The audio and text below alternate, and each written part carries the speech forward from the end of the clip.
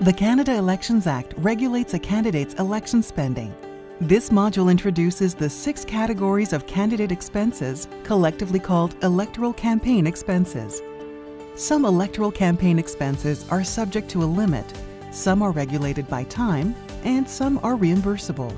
All of them must be reasonably incurred because of the election.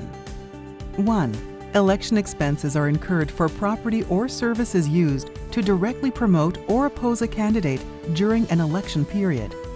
The election period starts on the day the election is called and ends on election day when the polls close. For example, the cost of creating a campaign website is an election expense. 2.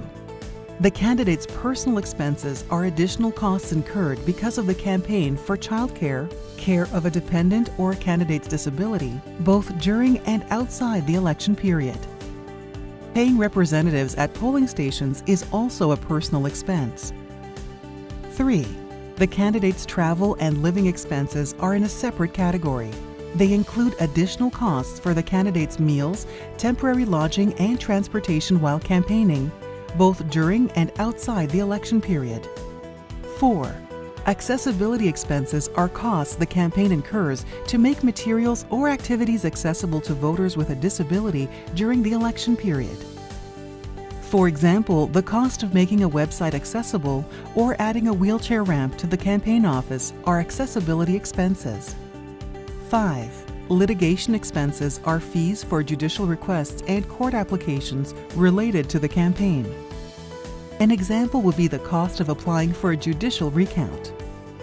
6. And finally, other electoral campaign expenses are expenses that are reasonably incurred because of the campaign but don't belong in any other category.